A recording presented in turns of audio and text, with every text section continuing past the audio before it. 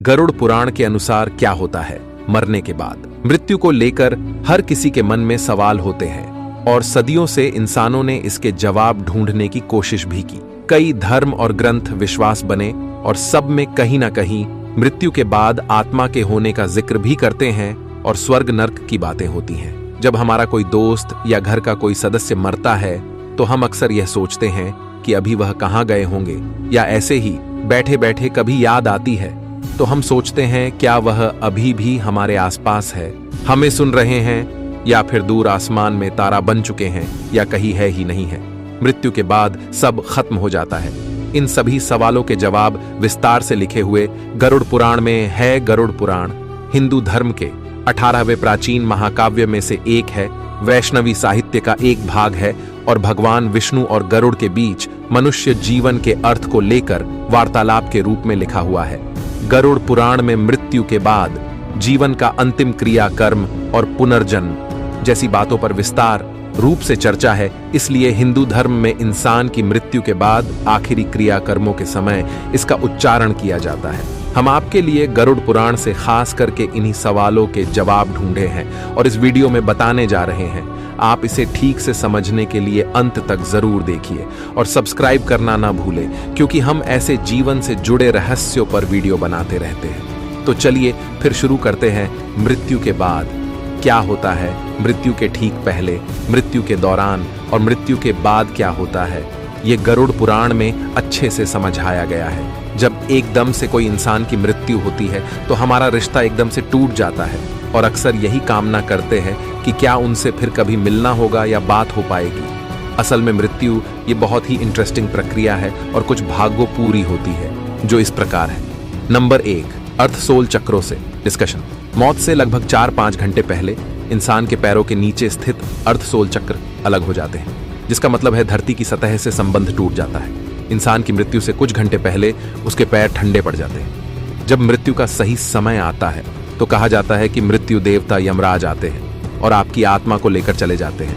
Number 2, astral code टूट जाता है। जब मृत्यु होती है तो एस्ट्रॉल कोड टूट जाता है, जो कि एक तरह से शरीर और आत्मा के बीच का कनेक्शन है। इस कोड के कटने से आत्मा शरीर से मुक्त हो जाती है और शरीर से बाहर और ऊपर निकल जाती है। अगर इतने लंबे समय तक शरीर में बने रहने की वजह से आत्मा को उसे छोड़ने में मुश्किल आती है तो वह छूने से मना करती है। वह शरीर से निकलकर वापस घुस जाती है और इधर उधर गति करती है।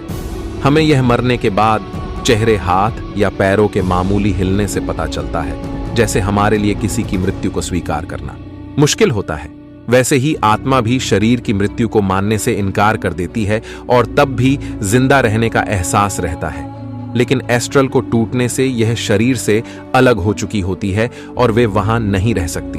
उसी शरीर से निकलकर ऊपर की तरफ जाना ही होता है, क्योंकि कोई चुंबकीय बल होता है जो उसे ऊपर की तरफ खींचता है। नंबर 3, भौतिक शरीर का अंत। इस चरण में आत्मा को उस कमरे में मौजूद लोगों के विचार एक शोर की तरह सुनाई देते हैं। वह चाहे उसके घर वाले हों या कोई भी आत्मा, उन सब से बात करने की कोशिश करती है और चिल्ला चिल्ला कर कहती है कि मैं अभी मरा नहीं हूं, लेकिन उसे कोई नहीं सुन सकता। धीरे धीरे आत्मा को एहसास होता है कि वह शरीर मर चुका है और वापसी का कोई तरीका नहीं। इस चरण में आत्मा लगभग 12 फीट या कहूं कि छत की ऊंचाई पर तैर रही होती है और आसपास हो रहा सब कुछ सुनती और देखती है। नंबर 4, शरीर से छुटकारा। जब अंतिम क्रियाकर्म हो जाता है तो आत्मा मान लेती है कि उसका इस धरती पर रहने का माध्यम खत्म हो चुका है और वह शरीर जो उसने इतने सालों तक अपनाकर रखा था, अब वह पंचतत्व में लीन हो चुका है। आत्मा तब एकदम आजादी महसूस करती है और शरीर में रहते समय जो भी सीमा रुकावट थी अब वह खत्म हो चुकी है और आत्मा बस सोचने से ही कहीं भी आ जा सकती है। 7 दिन तक आत्मा अपने शरीर के साथ रहते समय अपने पसंद की जगह पर घूमते रहती है, जैसे कि उसका सबसे पसंदीदा जगह है बगीचे में, सुबह की सैर, ऑफिस वगैरह वगैरह। अगर आत्मा धन दौलत से बहुत लगाव रखती है तो तिजोरी के पास ही रहे। अगर बच्चों से बहुत लगाव हो तो बच्चों के पास रहेगी और उन्हें प्यार करेगी। 7 दिन के बाद आत्मा अपने परिवार और धरती को अलविदा कहते हुए इस धरती से दूर होने लगती है और दूसरी दुनिया में प्रवेश करती है। नंबर 5, सुरंग कहते हैं कि एक बड़ी सी सुरंग होती है जो आत्मा को एक्सप्लेन तक पहुंचने से पहले पार करनी होती है, और इसलिए कहा जाता है कि मृत्यु के बाद 12 दिन बहुत महत्वपूर्ण होते हैं, जो हमें सारे अंतिम संस्कार और रीति रिवाज ठीक से करने होते हैं और प्रार्थना करनी होती है।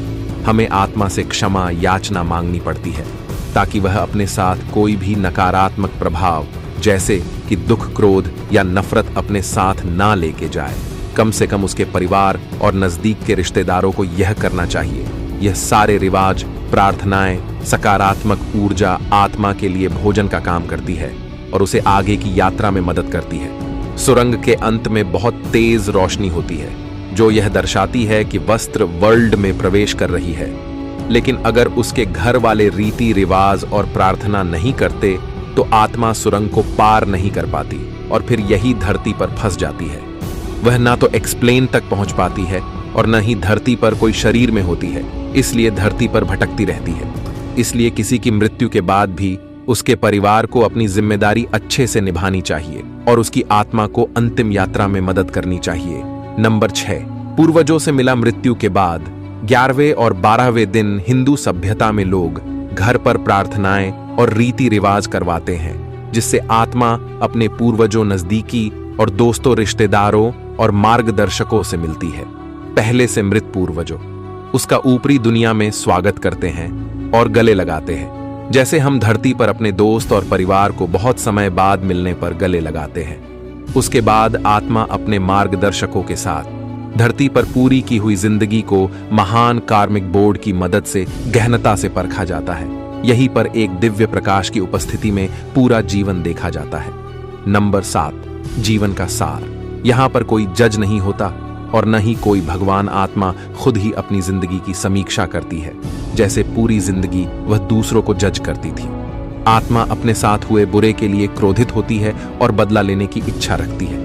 किसी का जो बुरा किया है उसके लिए पछताती है और उसके लिए खुद ही सजा मांगती है, जैसे कि आत्मा शरीर से और अपने मैं से नहीं जुड़ी होती। इसलिए आखिरी फैसला उसके अगले जीवन का आधार बनता है और इसी आधार पर आत्मा अपने अगले जीवन के लिए रूपरेखा तैयार करती है, जिसे ब्लूप्रिंट कहते हैं। हर घटना और मुसीबतें झेलनी होगी और हर चेतावनी जिसका सामना करना होगा इस एग्रीमेंट में लिखी जाती है। यहाँ तक कि आत्मा उम्र, व्यक्तित्व और हालात भी खुद ही चुनती है।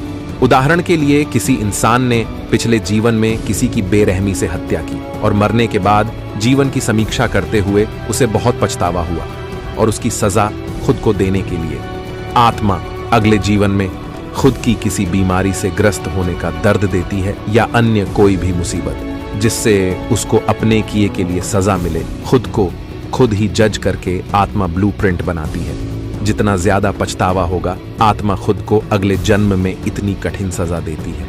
इसलिए कुछ गलत करने पर किसी को माफ करना और किसी से माफी मांगना बहुत जरूरी है और हमें अपने जीवन में इसे अपनाना चाहिए। अपने विचारों और भावों को शुद्ध रखना चाहिए क्योंकि हम उनको मृत्यु के बाद भी लेकर जाते हैं, क्योंकि वह हमारे कार्मिक बोर्ड पर छप जाते हैं। जब अगले जन्म का ब्लूप्रिंट तैयार हो जाता है तो कुछ समय खाली होता है जिसे कूलिंग पीरियड कहते हैं। नंबर 8, पुनर्जन्म। एग्रीमेंट में हमने जो चुना है हम उसी के हिसाब से जन्म लेते हैं। हम खुद ही अपने माता पिता चुनते हैं और माँ के गर्भ में प्रवेश कर जाते हैं। कभी कभी तो जन्म से एकदम पहले भी ये ब्रह्मांड इसी तरह से डिजाइन किया गया है और हमारे जन्म स्थान और समय से हमारी कुंडली बनती है जो कि जिंदगी का ब्लूप्रिंट होती है। कभी कभी हमें लगता है कि हमारी किस्मत खराब है और हमारे ग्रहों में दोष है, लेकिन असल में वह बस आपके ही एग्रीमेंट का हिस्सा है। दोबारा जन्म के बाद अगर 40 दिन तक बच्चे अपना पिछला जन्म याद रहता है और वह उसे याद करके अकेला होते हुए भी रोता है और हंसता, उसके बाद पिछले जन्मों की सारी याददाश्त चली जाती है और हम जिंदगी ऐसे जीते हैं जैसे हम पहले कभी थे ही नहीं। तो यह है जीवन और मृत्यु का साथ। जैसे कि गरुड़ पुराण में लिखा है, अगली बार जब किसी दुख या समस्या के लिए भगवान या किस्मत को दोष दे तो याद रखना ये सब आपने ही चुना है और आपको ये स्वीकार करके उनका हिम्मत से सामना करना चाहिए और अगले जन्म में अच्छा हो सके उसके लिए अच्छे कर्म करें। सबसे प्यार से पेश आए आपके घर वाले दोस्त। ये हर कोई जो भी जीवन में आता है तो वह अपना किरदार निभा रहे हैं, इसलिए हम कभी मरते नहीं हैं। यह सफर चलता रहता है और हम दोबारा मिले इसके बीच में एक लंबा ब्रेक हो सकता है और कुछ नहीं। दोस्तों, यदि आप इस तरह की वीडियो देखना पसंद करते हैं तो आप हमारे चैनल को सब्सक्राइब कर लें और साथ में दिया हुआ बेल आइकन को भी दबा दें ताकि हम जैसे ही वीडियो अपलोड करें आप तक नोटिफिकेशन सबसे पहले पहुंच जाए।